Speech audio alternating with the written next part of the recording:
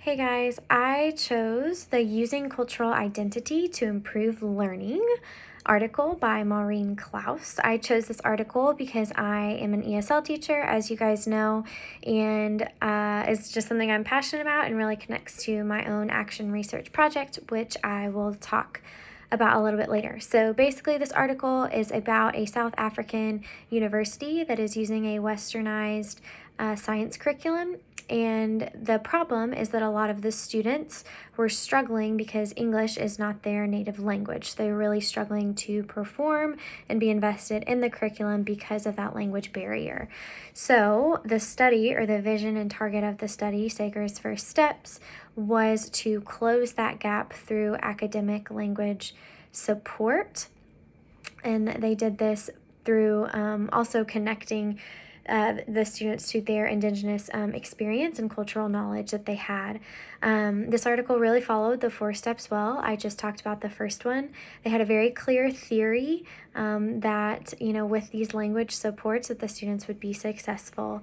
They implemented actions by supporting the students and teaching them how to better connect through their own experiences, making those connections to their native languages and their native knowledge and experience, and then providing the English language supports. They did this through journaling collectively, as well as practicing pronunciation, and they collected data through formative and summative assessments. They had 2 main assessments they used. One was an oral presentation, and the other was a research project that was a written paper. And the final step, they reflected on their data and found that it was overall very successful, and that the students who were given these supports were much more successful in performance than students who did not have them. And so moving forward, they know what to do. I will say, I think overall this project followed the 4 steps well. If there was one area where it could improve, it would be that reflection. I think, they could have been a little bit more detailed and, okay, this is what we've learned now, where are we moving forward? How does this influence maybe how we write curriculum or anything like that? I just think it could have been a little bit deeper there.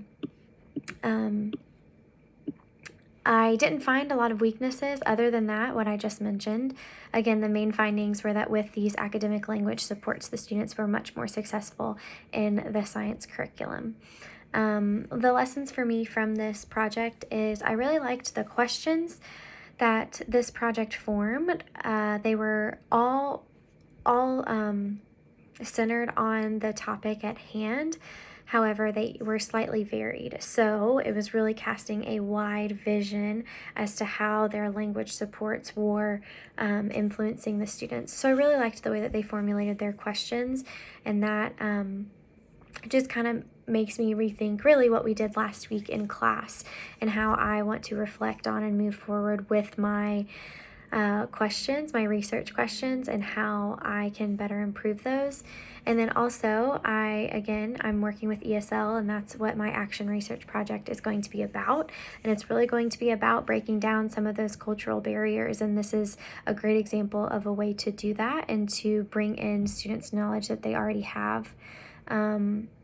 Not to get on my soapbox, but I think as teachers, it's so easy to just assume, that we know the best. And it's just easy to forget. We get so caught up in the curriculum and standards, we forget to celebrate students and what they're bringing into the classroom. And I just loved that, bringing in their Indigenous experiences and language was such a big part of that. And that's definitely something I want to celebrate and challenge myself to do in my project and just in my practice.